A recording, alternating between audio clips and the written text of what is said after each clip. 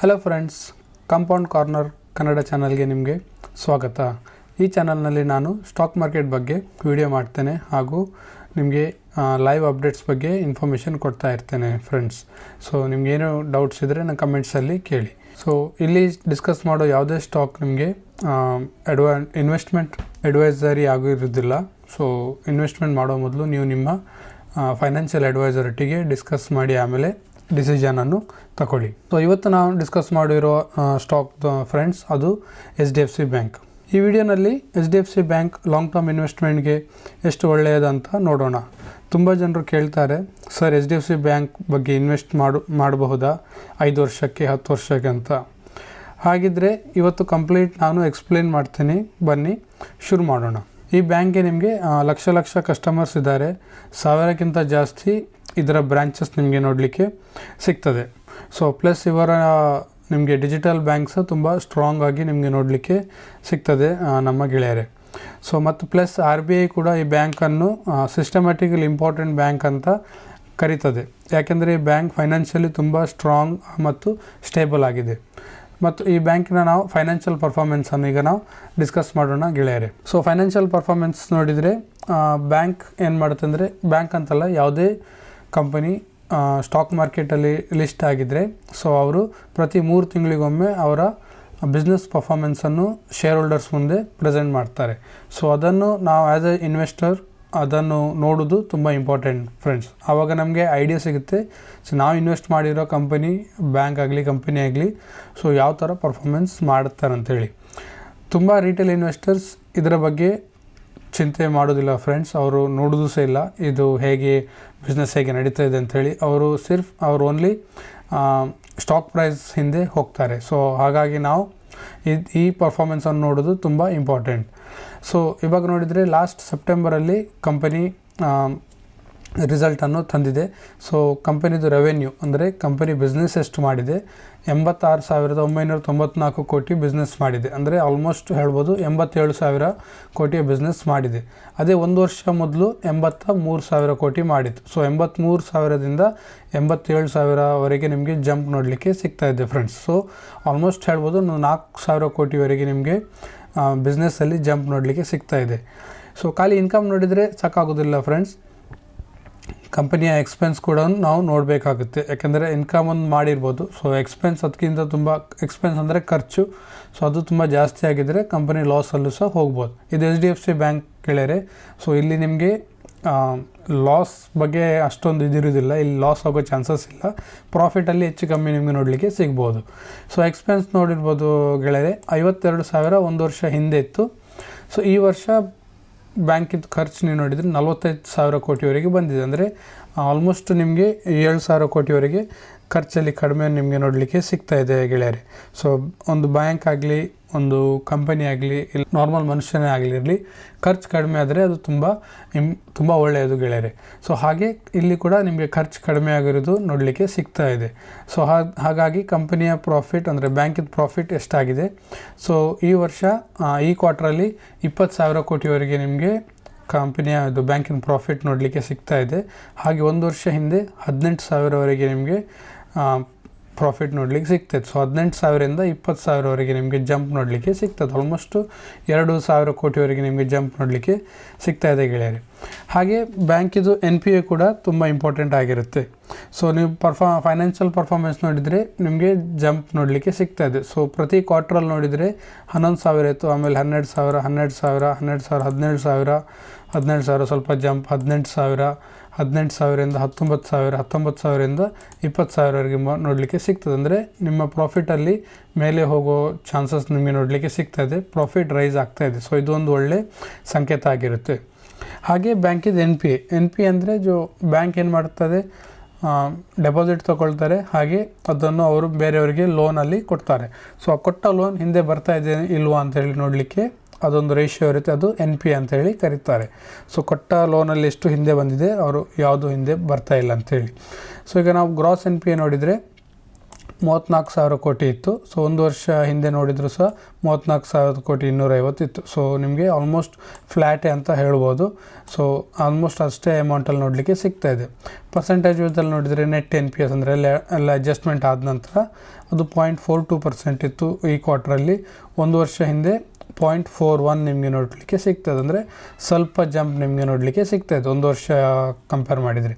ಅದೇ 3 ತಿಂಗಳ ಹಿಂದೆ ನೋಡಿದರೆ 0.47ಇಂದ 0.42 ಬಂದಿದೆ. ಅಂದರೆ ಅದರಲ್ಲಿ ನಿಮಗೆ ಡೌನ್ವರ್ಡ್ಸ್ ಅಂದರೆ ಕೆಳಗೆ ಹೋಗೋದು ನೋಡಲಿಕ್ಕೆ ಸಿಗ್ತದೆ. ಇದೊಂದು ಪಾಸಿಟಿವ್ ಸೈನ್ಸ್ ನಿಮಗೆ ನೋಡಲಿಕ್ಕೆ ಸಿಗ್ತದೆ ಗೆಳೆಯರೆ. ಹಾಗೆ ಡಿವಿಡೆಂಟ್, HDFC ಬ್ಯಾಂಕ್ ನಿಮಗೆ ವರ್ಷದಲ್ಲಿ ಒಂದು ಸಲ ಮಾತ್ರ ಡಿವಿಡೆಂಟ್ ಕೊಡ್ತಾರೆ. ಸೊ ಅದನ್ನು ನೋಡಿದರೆ ಪ್ರತಿ ವರ್ಷ ಅವರ ಅಮೌಂಟನ್ನು ಜಾಸ್ತಿ ಮಾಡ್ತಾ ಇದೆ. ಸೊ ನಿಮ್ಮ ಹತ್ರ ಎಷ್ಟು ಸ್ಟಾಕ್ಸ್ ಇದೆ, ಸೊ ಆ ಪ್ರಕಾರ ಪ್ರತಿ ಸ್ಟಾಕಿಂದ ಅವರು ಇಷ್ಟು ರೂಪಾಯಿ ನಿಮಗೆ ಡಿವಿಡೆಂಟ್ ಆಗಿ ಕೊಡ್ತಾರೆ. ಬ್ಯಾಂಕ್ ಯಾವುದೇ ಕಂಪನಿ ಡಿವಿಡೆಂಟ್ ಯಾಕೆ ಕೊಡ್ತಾರೆ ಅಂತ ಹೇಳಿದರೆ ಅವರಿಗೆ ಅವರ ಫ್ಯೂಚರ್ ಬಗ್ಗೆ ತುಂಬ ಕಾನ್ಫಿಡೆನ್ಸ್ ಇದೆ. ಸೊ ಹಾಗಾಗಿ ಅವರು ಅವರ ಇನ್ವೆಸ್ಟರ್ಸ್ಗೆ ರಿವಾರ್ಡ್ ಮಾಡಲಿಕ್ಕೆ ಅವರು ಈ ಅಮೌಂಟನ್ನು ಕೊಡ್ತಾರೆ ಗೆಳೆಯರೆ.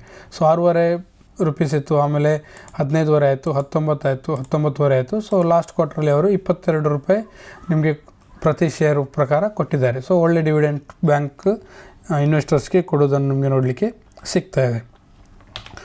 ಸೊ ಇದಾದ ನಂತರ ನಾವು ನೋಡೋದಾದರೆ ಬ್ಯಾಂಕ್ ಲಾಂಗ್ ಟರ್ಮ್ ಇನ್ವೆಸ್ಟ್ಮೆಂಟಿಗೆ ಹೇಗಿದೆ. ಸೊ ಎಲ್ರಿಗೂ ಲಾಂಗ್ ಟರ್ಮ್ ಇನ್ವೆಸ್ಟ್ಮೆಂಟ್ ಮಾಡಬೇಕು. ನಾನು ಈ ಚಾನಲಲ್ಲಿ ಟ್ರೇಡಿಂಗ್ ಬಗ್ಗೆ ಮಾತಾಡೋದಿಲ್ಲ ಗೆಳೆಯರೆ. ಸೊ ಇಲ್ಲಿ ನಾವು ಓನ್ಲಿ ಲಾಂಗ್ ಟರ್ಮ್ ಇನ್ವೆಸ್ಟ್ಮೆಂಟ್ ಹೇಗೆ ಮಾಡೋದು, ಒಳ್ಳೆ ಕಂಪನೀಸ್ನ ಹೇಗೆ ನೋಡೋದು ಅಂತೇಳಿ ನಾನು ಡಿಸ್ಕಸ್ ಮಾಡ್ತೇನೆ. ಸೊ ಲಾಂಗ್ ಟರ್ಮ್ ಇನ್ವೆಸ್ಟ್ಮೆಂಟ್ ಬಗ್ಗೆ ನೋಡಿದರೆ HDFC ಬ್ಯಾಂಕ್ನಲ್ಲಿ ಮಾರ್ಕೆಟ್ನಲ್ಲಿ ಇವರಿಗೆ ತುಂಬ ಸ್ಟ್ರಾಂಗ್ ಲೀಡರ್ಶಿಪ್ ಇದೆ. ಅಂದರೆ ಇವರು ಪ್ರೈವೇಟ್ ಸೆಕ್ಟ್ರಲ್ಲಿ ನಂಬರ್ 1 ಬ್ಯಾಂಕ್ ಆಗಿರಿದೆ. ಹಾಗೆ ಇಂಡಿಯಾದಲ್ಲಿ ಎಲ್ಲೂ ಹೋದರೂ ನಿಮಗೆ ಇವರ ಬ್ರ್ಯಾಂಚ್ ನೋಡಲಿಕ್ಕೆ ಸಿಗ್ತದೆ. ಇದೊಂದು ಪಾಸಿಟಿವ್ ಸೈನ್ಸ್. ಸೊ ಹಾಗಾಗಿ ಇವರಿಗೆ ಒಳ್ಳೆ ಸ್ಟ್ರಾಂಗ್ ಬಿಸ್ನೆಸ್ ಮಾಡಲಿಕ್ಕೆ ಒಂದು ಆಪರ್ಚುನಿಟಿ ಅಲ್ಲಿ ಬರ್ತದೆ ಗೆಳೆಯರೆ. ಹಾಗೆ ಡಿಜಿಟಲ್ ಬ್ಯಾಂಕಿಂಗಲ್ಲಿ ಸಹ ಇವ್ರದ್ದು ತುಂಬ ಸ್ಟ್ರಾಂಗ್ ಎಕ್ಸ್ಪೀರಿಯೆನ್ಸ್ ಇದೆ ಮತ್ತು ಅವರು ತುಂಬ ಒಳ್ಳೆ ಕನ್ವೀನಿಯೆಂಟ್ ಆಗಿ ಡಿಜಿಟಲ್ ಬ್ಯಾಂಕಿಂಗ್ ಅವರ ಕಸ್ಟಮರ್ಸಿಗೆ ಕೊಡ್ತಾರೆ. ಮತ್ತು ಬ್ಯಾಂಕ್ ನಡೆಸುವ ಮ್ಯಾನೇಜ್ಮೆಂಟ್ ಇರುತ್ತೆ, ಅದು ತುಂಬ ಇಂಪಾರ್ಟೆಂಟ್ ಗೆಳೆಯರೆ. ಅವರು ಕೂಡ ತುಂಬ ಸ್ಟೇಬಲ್ ಆಗಿದೆ ಮತ್ತು ಅವರು ಲಾಂಗ್ ಟರ್ಮ್ ವಿಷನಲ್ಲಿ ತುಂಬ ಪಾಸಿಟಿವ್ ಆಗಿ ಅವರು ಕೆಲಸ ಮಾಡ್ತಾರೆ. ಪ್ಲಸ್ ಇನ್ವೆಸ್ಟರ್ಸ್ನ ಹಣ ಅವರು ಪಾಸಿಟಿವ್ ಆಗಿ ಮತ್ತು ಒಳ್ಳೆಯ ರೀತಿಯಲ್ಲಿ ಇನ್ವೆಸ್ಟ್ಮೆಂಟ್ ಅವ್ರಿಗೆ ರಿಟರ್ನ್ ಸಿಗಬೇಕಂತೇಳಿ ಅವರು ಒಳ್ಳೆ ಡಿಸಿಷನ್ಸ್ನ ತಗೊಳ್ತಾರೆ. ಸೊ ಮ್ಯಾನೇಜ್ಮೆಂಟ್ ಸಹ ತುಂಬ ಸ್ಟೇಬಲ್ ಆಗಿರೋದನ್ನು ನಿಮಗೆ ನೋಡಲಿಕ್ಕೆ ಸಿಗ್ತದೆ. ಸೊ ಇದೆಲ್ಲ ನಿಮಗೆ ಬ್ಯಾಂಕಿನ ಪಾಸಿಟಿವ್ ಸೈಡ್ಸ್ ನೋಡಲಿಕ್ಕೆ ಆಯಿತು ಗೆಳೆಯರೆ. ಸೊ ಬ್ಯಾಂಕಲ್ಲಿ ಸ್ವಲ್ಪ ನಿಮಗೆ ನೆಗೆಟಿವ್ ಪಾಯಿಂಟ್ಸೇ ಇದೆ. ಅದೇನು ಅಂದರೆ ರಿಸ್ಕ್ ಏನಿದೆ, ನಿಮಗೆ ಇನ್ವೆಸ್ಟ್ಮೆಂಟ್ ಮಾಡಿದರೆ ಇದರಿಂದ ರಿಸ್ಕ್ ಏನಿದೆ ಅಂತೇಳಿ ನಾವು ನೋಡೋದು ತುಂಬ ಇಂಪಾರ್ಟೆಂಟ್. ಸೊ ರಿಸ್ಕ್ ನೋಡೋದಾದರೆ first market ups and down. ಅಂದರೆ ನೀವು ಸ್ಟಾಕ್ ಮಾರ್ಕೆಟಲ್ಲಿ ಇನ್ವೆಸ್ಟ್ ಮಾಡೋದಾದರೆ ನಿಮಗೆ ಮೇಲೆ ಕೆಳಗೆ ಪ್ರೈಸಲ್ಲಿ ಮೇಲೆ ಫ್ಲಕ್ಚುಯೇಷನ್ ನೋಡಲಿಕ್ಕೆ ಸಿಗೋದು ಅದು ಸಹಜ. ಸೊ ಮಾರ್ಕೆಟ್ ಅಂದಮೇಲೆ ಹಾಗೆ ಇದ್ದೇ ಇರುತ್ತೆ. ಸೊ ಇದೊಂದು ನಿಮಗೆ ರಿಸ್ಕ್ ನೋಡಲಿಕ್ಕೆ ಸಿಗ್ತದೆ. ಇದ ನಂತರ ರಿಸರ್ವ್ ಬ್ಯಾಂಕ್ ಆಫ್ ಇಂಡಿಯಾ, ಅಂದರೆ ಈಗ ಎಲ್ಲ ಬ್ಯಾಂಕಿಗೆ ಒಂದು ಹೆಡ್ ಇದೆ. ಸೊ ಅದು reserve bank of India. So ಇವರು ಪಾಲಿಸೀಸ್ ಸೆಟ್ ಮಾಡ್ತಾರೆ. ಆ ಪಾಲಿಸಿ ಪ್ರಕಾರ ಇವರಿಗೆ ಬ್ಯಾಂಕಿಗೆ ಕೆಲಸ ಮಾಡಲಿಕ್ಕಿರುತ್ತೆ. ಸೊ ಇವ್ರು ಏನು ಮಾಡ್ತಾರೆ ಅಂದರೆ ಇಂಟ್ರೆಸ್ಟ್ ರೇಟ್ನ ಮೇಲೆ ಕೆಳಗೆ ಮಾಡ್ತಾ ಇರ್ತಾರೆ ಆ್ಯಸ್ ಪರ್ ಎಕಾನಮಿ. ಮತ್ತು ಏನಾದರೂ ಟರ್ಬ್ಯುಲೆನ್ಸ್ ಇದ್ದರೆ ಎಕಾನಮಿಯಲ್ಲಿ, ಇಲ್ಲಾಂದರೆ ಇನ್ಫ್ಲೇಷನ್ ಹೆಚ್ಚು ಕಡಿಮೆ ಇದ್ದರೆ ಸೊ ಇವರ ಇಂಟ್ರೆಸ್ಟ್ ರೇಟ್ನ ಮೇಲೆ ಕೆಳಗೆ ಮಾಡ್ತಾ ಇರ್ತಾರೆ. ಸೊ ಅಕಾರ್ಡಿಂಗ್ಲಿ ಅದು ನಿಮಗೆ ಬ್ಯಾಂಕಿದ್ದು ಬಿಸ್ನೆಸ್ ಮೇಲೆ ಸಹ ಎಫೆಕ್ಟ್ ಬರ್ತದೆ. ಮತ್ತೊಂದು ಕಾಂಪಿಟೇಟರ್ಸ್, ಈ ಬ್ಯಾಂಕಿನ ಕಾಂಪಿಟೇಟರ್ಸ್ ಕೂಡ ನಿಮಗೆ ಚೆನ್ನಾಗಿ ಬಿಸ್ನೆಸ್ ಮಾಡ್ತಾರೆ. ಈಗ ICICI ಬ್ಯಾಂಕ್ ಆಗಲಿ, ಕೋಟಕ್ ಮಹೀಂದ್ರಾ ಬ್ಯಾಂಕ್ ಆಗಲಿ, ಆಕ್ಸಿಸ್ ಬ್ಯಾಂಕ್ ಆಗಲಿ, ಇವರು ಒಳ್ಳೆ ಬ್ಯಾಂಕಿಂಗ್ ಮತ್ತು ಒಳ್ಳೆ ಬಿಸ್ನೆಸ್ ಮಾಡ್ತಾರೆ. ಸೊ ಇವರ ಬಿಸ್ನೆಸ್ ಮೇಲೆ ಸಹ ನಾವು ಸ್ವಲ್ಪ ಫೋಕಸನ್ನು ಇಡಬೇಕಾಗುತ್ತೆ. ಸೊ ಈಗ ನೀವು HDFC ಬ್ಯಾಂಕಿನ ಸೈಜ್ ನೋಡಿದರೆ ಅವರು 15 ಲಕ್ಷ ಕೋಟಿ ನಿಮಗೆ ಮಾರ್ಕೆಟ್ ಕ್ಯಾಪಿಟಲೈಸೇಷನ್ ನೋಡಲಿಕ್ಕೆ ಸಿಗ್ತದೆ. ಅದರ ಹಿಂದೆ ಬರೋದು ICICI ಬ್ಯಾಂಕ್, ಅವರ ಮಾರ್ಕೆಟ್ ಕ್ಯಾಪಿಟಲೈಸೇಷನ್ 9,76,000 ಕೋಟಿ ನೋಡಲಿಕ್ಕೆ ಸಿಗ್ತದೆ. ಸೊ ನಿಮಗೆ ಆಲ್ಮೋಸ್ಟ್ HDFC ಬ್ಯಾಂಕ್ ತುಂಬ ಮುಂದೆ ಇರೋದು ನಿಮಗೆ ನೋಡಲಿಕ್ಕೆ ಸಿಗ್ತದೆ ಗೆಳೆಯರೆ. ಹಾಗೆ ಎಕನಾಮಿಕ್ ಡೌನ್ ಟೌನ್ ಅಂದರೆ ಎಕನಾಮಿಕಲಿ ಸ್ಲೋ ಡೌನ್ ಇರ್ಬೋದು. ಅಂದರೆ ನಮ್ಮ Bharat economy growing economy. So ಇಲ್ಲಿ ನಿಮಗೆ ಒಳ್ಳೆ ಅಪರ್ಚುನಿಟೀಸ್ ಇದೆ. ಭಾರತದಲ್ಲಿ ನಿಮಗೆ ಫುಲ್ಲಿ ಡೆವಲಪ್ಡ್ ಎಕಾನಮಿ ಆಗಲಿಕ್ಕೆ ತುಂಬ ಟೈಮ್ ತಾಗುತ್ತೆ. ಯಾಕಂದರೆ ಇಲ್ಲಿ ತುಂಬ ವಿಷಯಗಳು ಮಾಡಬೇಕು ಮತ್ತು ತುಂಬ ದೊಡ್ಡ ಪಾಪ್ಯುಲೇಷನ್, ತುಂಬ ದೊಡ್ಡ ಕಂಟ್ರಿ. ಸೊ ಹಾಗಾಗಿ ಇಲ್ಲಿ ತುಂಬ ಕೆಲಸ ಆಗುವ ಚಾನ್ಸಸ್ಗಳಿದ್ದಾವೆ. ಆದರೆ ಹೊರದೇಶದಲ್ಲಿ ಅಂದರೆ ಅಮೆರಿಕದಲ್ಲಿ ಆಗಲಿ, ಯುರೋಪ್ ಸೈಡ್ ಆಗಲಿ ಏನಾದರೂ ಸ್ಲೋ ಡೌನ್ ಬಂದರೆ ಅದು ನಿಮಗೆ ಇಂಡಿಯಾದ ಮೇಲೆ ಸಹ ಎಫೆಕ್ಟ್ ಬೀಳುತ್ತೆ. ಸೊ ಹಾಗಾಗಿ ಎಕನಾಮಿಕ್ ಸ್ಲೋ ಡೌನಿಂದ ಸಹ ಬ್ಯಾಂಕಿದು ಪರ್ಫಾರ್ಮೆನ್ಸ್ ಸ್ವಲ್ಪ ನಿಮಗೆ ಹೆಚ್ಚು ಕಮ್ಮಿ ನೋಡಲಿಕ್ಕೆ ಸಿಗ್ಬೋದು. ಸೊ ಇದಾದ ನಂತರ HDFC ಬ್ಯಾಂಕ್ ಒಂದು good option. HDFC bank is a good option two invest. So ಅದು ನಿಮ್ಮ ಫಸ್ಟ್ ಆಫ್ ಆಲ್ ನಾವು ಹೇಳೋದಾದರೆ ಗೋಲ್ ಮೇಲೆ ಇರುತ್ತೆ. ನೀವು ಯಾಕೆ HDFC ಬ್ಯಾಂಕಲ್ಲಿ ಇನ್ವೆಸ್ಟ್ ಮಾಡಬೇಕಂತಿದ್ದೀರಾ. ನಿಮಗೆ ಪ್ರತಿ ವರ್ಷ ನೀವು ಹಾಕಿರೋ ಹಣವನ್ನು ಡಬಲ್ ಮಾಡಬೇಕಂತೇಳಿದರೆ HDFC ಬ್ಯಾಂಕ್ ನಿಮಗೆ ಒಳ್ಳೆ ಸ್ಟಾಕ್ ಅಲ್ಲ. HDFC ಬ್ಯಾಂಕ್ ನಿಮಗೆ ಒಂದು ಸೇಫ್ ರಿಟರ್ನ್ ಕೊಡುತ್ತೆ.